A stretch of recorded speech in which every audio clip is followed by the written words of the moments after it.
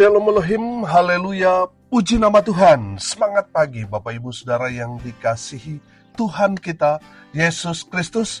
Jumpa lagi bersama saya Pendeta Samuel Mabuntu dalam Renungan Pagi ke 2533 hari Renungan Pagi ini mengudara. Puji Tuhan. Bapak Ibu Saudara yang dikasihi Tuhan, sebelum kita membaca, mendengarkan, dan merenungkan firman Tuhan hari ini, mari kita berdoa, minta pimpinan Roh Kudus. Kita berdoa. Bapa di surga, berbicaralah kepada kami semua. Pakai firman Tuhan ini untuk menegur kami, menasihati kami, meneguhkan iman percaya kami, dan memberkati kami semua. Di dalam nama Tuhan Yesus yang adalah firman Allah yang hidup, kami berdoa. Amin. Haleluya. Bapak Ibu Saudara yang dikasihi Tuhan, bersama dengan saya kita akan belajar Alkitab dari kitab Kejadian sampai kitab Wahyu. Mari buka Alkitab kita. Kisah Para Rasul pasal 9 ayat 19b sampai ayat 22. Di bawah perikop Saulus dan lingkungan saudara-saudara. Demikian firman Tuhan. Saulus tinggal beberapa hari bersama-sama dengan murid-murid di Damsyik. Ketika itu juga, ia memberitakan Yesus di rumah-rumah ibadat dan mengatakan bahwa Yesus adalah anak Allah. Semua orang yang mendengar hal itu heran dan berkata, "Bukankah dia ini yang di Yerusalem mau membinasakan barang siapa yang memanggil nama Yesus ini? Dan bukankah ia datang ke sini dengan maksud untuk menangkap dan membawa mereka ke hadapan imam-imam kepala?" Akan tetapi Saulus semakin besar pengaruhnya dan ia membingungkan orang-orang Yahudi yang tinggal di Damsyik karena ia membuktikan bahwa Yesus adalah Mesias. Amin. Haleluya. Bapak Ibu Saudara yang dikasihi Tuhan, dari kebenaran firman Tuhan ini kita akan belajar dari Saulus bagaimana kehidupannya setelah bertobat. Amin. Saudara yang dikasihi Tuhan, saya pelajari di sini. Yang pertama, kehidupan Saulus setelah dia bertobat. Saulus berada di komunitas yang benar. Saudara yang dikasihi Tuhan, perhatikan ayat 19b, di sana dikatakan, Saulus tinggal beberapa hari bersama-sama dengan murid-murid di Damsyik. Amin. Saudara yang dikasihi Tuhan, ketika saudara mengambil keputusan untuk bertobat, pastikan saudara ada di komunitas yang benar. Amin. Pastikan saudara ada di komunitas yang tepat. Kenapa saudara harus ada di komunitas orang-orang benar? Karena saudara ini masih rentan. Saudara baru bertobat. Godaan dan cobaannya itu sangat berat. Kalau saudara tidak berada di komunitas yang benar, saudara akan kembali ke dalam lumpur dosa. Saudara, saya yakin dan percaya banyak orang Kristen yang punya niat baik, mau hidup dalam pertobatan, tetapi sayang dia tidak punya komunitas yang benar. Kerinduannya ada, dia mau hidup dalam pertobatan, tetapi karena dalam lingkungannya dia ada di komunitas yang salah, pergaulannya dengan orang-orang yang tidak mengenal Tuhan, akhirnya apa? Jatuh lagi dalam dosa. Dan saya mau bilang saudara, kalau kita jatuh lagi dalam dosa itu kita akan semakin parah, betul? Jadi pastikan saudara ada di komunitas yang benar. Saudara, di komunitas itu kita belajar. Amin. Kita belajar yang tadinya kita tidak bisa berdoa, belum bisa bicara di depan banyak orang, belum mengerti firman Tuhan, belum bisa menyampaikan firman Tuhan, belum bisa memberitakan Injil. Di komunitas itulah kita belajar. Makanya saudara, penting sekali saudara harus ada di komunitas yang benar. Amin. Supaya apa saudara? Supaya saudara terus berjalan di jalan yang benar. Saudara yang dikasihi Tuhan, kita belajar dari kebenaran firman Tuhan ini. Saulus bertobat dan dia ada di komunitas yang benar. Amin. Saudara, dari komunitas itulah Saulus belajar tentang firman Tuhan, belajar tentang bagaimana melayani Tuhan. Saudara yang dikasihi Tuhan, dari komunitas itu kita akan terus diproses Tuhan. Amin. Kita akan terus diproses untuk semakin hari semakin disempurnakan. Amin. Saudara yang dikasihi Tuhan, kalau kita hanya sendiri, saudara, ketika kita ada tantangan, ketika kita ada cobaan, saudara, tidak ada yang mendoakan, tidak ada yang menguatkan, kita bisa jatuh lagi, saudara. Makanya perlu, saudara, kita ada di komunitas supaya kita saling mengingatkan. Ketika kita sudah mulai kompromi dengan dosa, teman-teman kita di komunitas ini saling tegur, saling mengingatkan kita. Amin. Sehingga kita terus berada di jalan yang benar. Oh, haleluya. Bapak, Ibu, Saudara yang dikasihi Tuhan, mungkin saudara rindu untuk bertobat.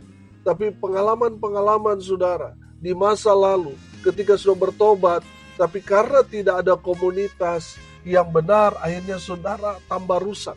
Saudara punya kerinduan itu. Saya mau bilang, saudara, cari komunitas yang benar. Cari mentor, cari seorang hamba Tuhan. Sama seperti Saulus.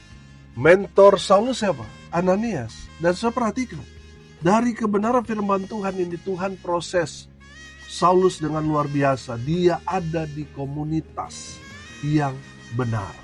Di komunitas anak-anak Tuhan. Yang di sini ditulis murid-murid. Artinya dia betul-betul belajar di komunitas itu. Amin. Bapak, Ibu, Saudara yang dikasihi Tuhan, pastikan saudara berada di komunitas yang benar. Amin. Yang kedua, dari kebenaran firman Tuhan ini kita dapat melihat bagaimana gaya hidup Saulus setelah dia bertobat. Saudara perhatikan ayat 20. Di sana firman Tuhan dikatakan, ketika itu juga ia memberitakan Yesus di rumah-rumah ibadat dan mengatakan bahwa Yesus adalah anak Allah. Haleluya. Bapak, Ibu, Saudara perhatikan. Di saat Saulus bertobat, menjadi kegemaran, menjadi kesukaan Saulus adalah memberitakan Injil, menceritakan tentang Yesus, amin, kepada semua orang. Oh, haleluya. Bapak, Ibu, Saudara yang dikasihi Tuhan, saya yakin dan percaya, orang yang bertobat, pasti yang ada dalam hatinya adalah menceritakan tentang Yesus. Amin. Saudara yang dikasihi Tuhan, saya yakin dan percaya kita semua punya banyak pengalaman bersama dengan Tuhan. Ketika kita sakit, dipulihkan, disembuhkan, kita mengalami mujizat-mujizat Tuhan dalam kehidupan kita. Kita pernah ditolong, pernah Tuhan beracara dalam kehidupan kita. Sehingga kita mengalami hal-hal yang heran dan ajaib. Tuhan mau, saudara, melalui pengalaman kita itu. Tuhan mau kita ceritakan tentang Yesus melalui kesaksian-kesaksian, pengalaman-pengalaman kita di mana Tuhan tolong kita. Amin. Saudara yang dikasihi Tuhan, saya yakin dan percaya kalau saudara pernah mengalami sakit lalu saudara didoakan di dalam nama Tuhan Yesus, lalu saudara mengalami mujizat sembuh, Tuhan mau sudah menceritakan tentang Yesus kepada orang-orang sakit itu, supaya mereka berjumpa dengan Yesus secara pribadi, mereka mengalami mujizat Tuhan. Amin. Melalui kesaksian kita, orang-orang yang tadinya tidak percaya Yesus menjadi percaya dan mereka diselamatkan. Dan namamu terdaftar di surga. Oh, haleluya. Bapak, Ibu, Saudara yang dikasihi Tuhan, saya percaya tanda orang bertobat sungguh-sungguh, pasti dia seperti Saulus. Dia tidak berhenti menceritakan Yesus dimanapun dia berada. Yang dia ceritakan Yesus. Amin. Dia tidak lagi menceritakan tentang kehebatannya di masa lalu. Karena bagi Saulus semua kehebatannya, prestasinya di luar Tuhan itu semuanya sampah. Haleluya. Bagi Saulus waktu itu, saudara, menceritakan tentang Yesus kepada orang-orang yang dia jumpai itu menjadi satu kewajiban, satu keharusan bagi dia. Amin. Saudara yang dikasihi Tuhan, kalau kita melihat sekarang ini, memberitakan Injil di gereja sepertinya kurang menarik. Karena yang mau didengar oleh jemaat bagaimana hak-hak sebagai anak-anak Tuhan, yaitu bagaimana supaya umat Tuhan diberkati, supaya mereka berhasil, sukses. Itu yang mau didengar oleh jemaat. Sedangkan pemberitaan Injil itu merupakan satu hal yang membosankan. Karena memberitakan Injil ini kan bicara tentang kewajiban kita sebagai anak-anak Tuhan. Saudara yang dikasihi Tuhan, rupanya setelah saya pelajari saudara, rupanya saudara, bagi jemaat memberitakan Injil itu satu khotbah yang membosankan. Yang mereka mau dengar bagaimana yang sedap di telinga, bagaimana bicara supaya kita diberkati. Saudara yang dikasihi Tuhan, saya percaya tingkat dewasa rohani seseorang itu bagaimana dia merespon firman Tuhan dengan menjadi pelaku-pelaku firman. Dia memberitakan Injil. Saudara, orang-orang seperti itulah orang-orang yang dipilih Tuhan. Memang banyak orang yang dipanggil untuk jadi Kristen, tapi orang-orang yang dipilih adalah orang-orang yang melaksanakan misi Tuhan, yaitu memberitakan Injil kerajaan Allah. Itulah orang yang sudah ada di puncak imannya. Oh haleluya. Bapak ibu saudara yang dikasihi Tuhan, pertanyaannya sederhana. Sudahkah saudara memberitakan Injil? Sudahkah saudara bersaksi kepada semua orang bahwa Yesus adalah Mesias, Yesus adalah anak Allah yang datang ke dalam dunia ini dan rela mati buat kita supaya kita yang percaya kepada Yesus diselamatkan? Saudara yang dikasihi Tuhan, sudahkah kita menceritakan Injil kepada orang-orang yang ada di luar sana?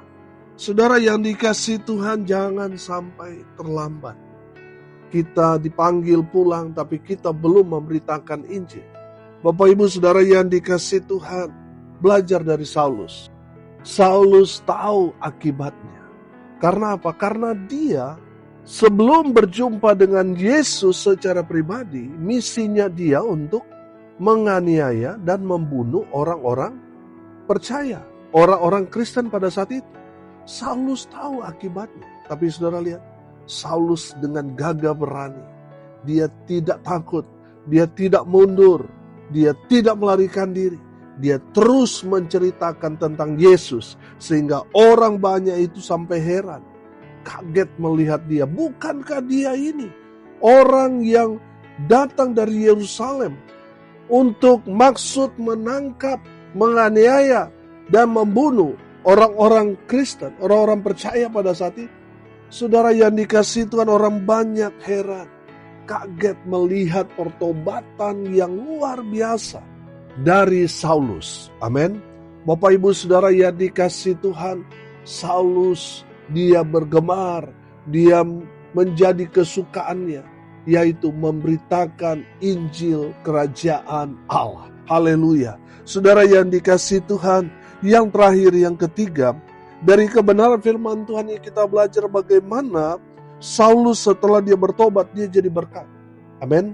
Saudara perhatikan ayat 21 dan ayat 22 di sana berkata begini. Semua orang yang mendengar hal itu heran dan berkata, bukankah dia ini yang di Yerusalem mau membinasakan barang siapa yang memanggil nama Yesus ini? Dan bukankah ia datang ke sini dengan maksud untuk menangkap dan membawa mereka ke hadapan imam-imam kepala? Akan tetapi Saulus semakin besar pengaruhnya dan ia membingungkan orang-orang Yahudi yang tinggal di Damsyik, karena ia membuktikan bahwa Yesus adalah Mesias. Haleluya. Saudara yang dikasihi Tuhan, pertobatan Saulus jadi berkat yang luar biasa bagi orang-orang yang mendengar Injil yang disampaikan oleh Saulus.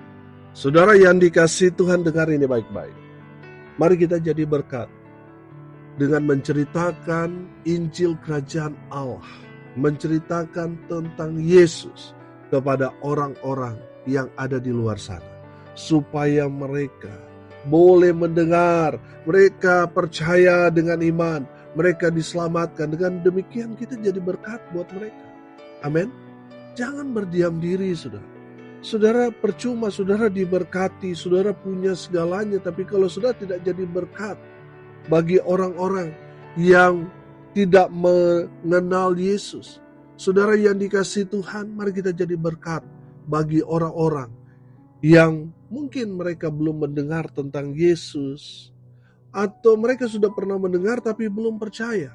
Bagaimana mereka mau percaya kalau saudara dan saya tidak memberitakan Injil? Mari Bapak Ibu Saudara yang dikasihi Tuhan, kita terus jadi berkat dengan memberitakan Injil Kerajaan Allah kepada semua orang. Amin. Kita jadi berkat buat mereka. Nama Tuhan dipermuliakan. Haleluya. Bapak Ibu Saudara yang dikasihi Tuhan, saya percaya jadi berkat bukan hanya berbagi berkat. Mungkin sudah punya uang yang lebih, lalu saudara menabur. Betul, itu jadi berkat. Saudara yang dikasihi Tuhan, yang firman Tuhan ini mau saudara jadi berkat. Saudara bagi orang-orang yang tadinya mereka sedang menuju kepada jurang maut, tapi saudara hadir memberitakan Injil kepada mereka, sehingga mereka diselamatkan. Saudara sudah jadi berkat buat mereka.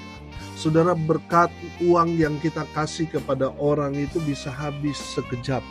Tapi kalau kita menceritakan Injil, saudara, itu berkat kekal, saudara. Amin. Haleluya. Bapak Ibu Saudara yang dikasihi Tuhan, pertanyaannya, sudahkah kita jadi berkat bagi orang-orang yang ada di luar sana? Kalau belum, inilah waktunya. Gunakan kesempatan ini untuk kita jadi berkat. Kita menceritakan Injil, keselamatan kepada semua orang, supaya mereka yang percaya mereka mendapat berkat keselamatan dari Tuhan Yesus Kristus melalui saudara yang sudah menjadi berkat buat orang-orang yang tadinya mereka binasa, tapi karena pemberitaan Injil yang sudah sampaikan, saudara jadi berkat, mereka diselamatkan. Haleluya. Mari kita berdoa. Terima kasih Bapa di surga. Kami diberkati oleh kebenaran firman-Mu. Berkati semua pendengar dimanapun mereka berada. Berkati hidup mereka, rumah tangga mereka diberkati. Usaha, pekerjaan, pelayanan mereka dibuat beruntung, berhasil dalam segala hal. Mereka yang sakit Tuhan sembuhkan. Mereka yang lemah Tuhan kuatkan. Hibur mereka yang berduka cita. Dan hamba berdoa menyerahkan untuk ibadah syukur hari ulang tahun ke-7 Renungan Pagi ini mengudara pada tanggal 20 Juni. Kami berdoa menyerahkan semuanya ke dalam tangan Tuhan. Baik rangkaian acaranya, mereka yang datang, mereka yang mensupport lewat doa, daya dan dana, Tuhan perhitungkan semuanya. Hamba percaya Tuhan sudah menyediakan segala yang kami butuhkan. Di dalam nama Tuhan Yesus, hamba berdoa biarlah berkat surga turun memenuhi semua pendengar. Bapak Ibu Saudara yang dikasihi Tuhan, arahkanlah hatimu kepada Tuhan dan terimalah berkat dari Tuhan Yesus. Tuhan memberkati engkau dan melindungi engkau. Tuhan menyinari engkau dengan wajah-Nya dan memberi engkau kasih karunia. Tuhan menghadapkan wajah-Nya kepadamu dan memberi engkau damai sejahtera. Di dalam nama Tuhan Yesus, sumber segala berkat. Bapak Ibu Saudara yang percaya diberkati Tuhan, katakan amin. Puji Tuhan. Bapak Ibu Saudara yang dikasihi Tuhan, kalau saudara merasa diberkati melalui renungan pagi ini, bagikan juga kepada saudara-saudara yang lain supaya mereka juga diberkati. Karena untuk itulah kita dipanggil, untuk jadi berkat. Salam kasih dari Bali. Saya Pendeta Samuel Mapuntu. Sampai jumpa besok pagi. Tuhan Yesus memberkati kita semua. Haleluya.